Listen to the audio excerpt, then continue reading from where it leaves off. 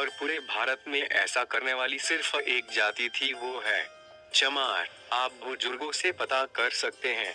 2.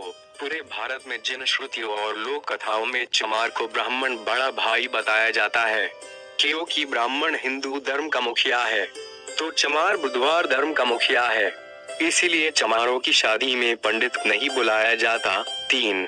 रामायण में और कुमारिल भट्ट की किताबों में बुधवार को शूद्र लिखा गया है, और रियल में भी चमार को ही मुख्य शूद्र माना गया है। अन्य जातियां कभी निशाने पर नहीं रही। 4. समस्त जातियों में सिर्फ चमार जाति ही ऐसी है जो गरीब होने के बावजूद अपनी आन शान पे मर मिटती है, और इस जाति में आज भी राजसी गुण झलकते हैं। 5. चमारों का घर गांव के बाहर अक्सर होता है, क्योंकि चमार गांव के राजा होते थे। इनको ही गांवों में डीह बाबा कहा जाता है। 6. चमार जाति से बौद्ध धर्म छीनने के बाद उसे धर्म विहीन कर दिया गया था, और अछूत इसलिए बना दिया गया कि यह जाति फिर कहीं से बौद्ध धर्म न खड़ा कर पाए। 7. चमार जाति की शिक्षा पर रोक इसीलिए लगाई गई थी कि वह अनपढ़ रहेगा तो खुद को चमार अछूत समझेगा, और कभी यह नहीं जान पाएगा कि वे चमार एक राजशाही खून है। इसलिए चमारों की शिक्षा पर रोक लगाई गई थी कि चमार शिक्षा पाएगा तो फिर से बुधवार धर्म खड़ा कर देगा। 8. चमार खुद को इसीलिए चमार कहलाना पसंद नहीं करते, क्योंकि चमार इनका नाम है ही नहीं।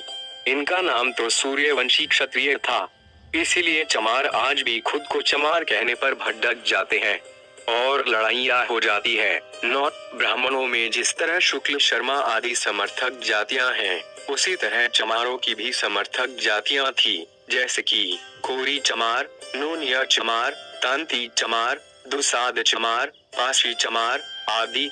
लेकिन चमारों की सत्ता विलुप्त होने के बाद इन सब में फुट पड़ती गई।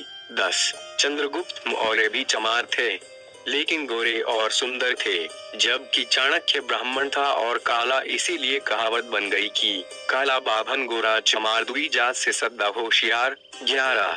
जो भी जातियां आ रही नहीं थी वो चमार कहलाती थी, और ऐसा आज भी है, चाहे मौर्य हो या नोनिया या दुशाध्या, अन्य शूद्र ब्राह्मण सबको चमार ही कहता है।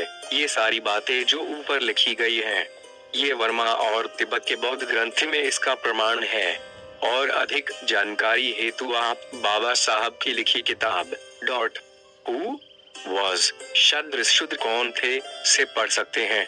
हर चमार से अनुरोध है कि इस वीडियो को किसी अगले चमार बौद्ध भाई के पास जरूर भेजे, ताकि उसको भी यह पता चले कि उसका खून भेड़ बकरियों का नहीं है, बल्कि हर चमार महापंडित है, सूर्यवंशी है। जय भीम।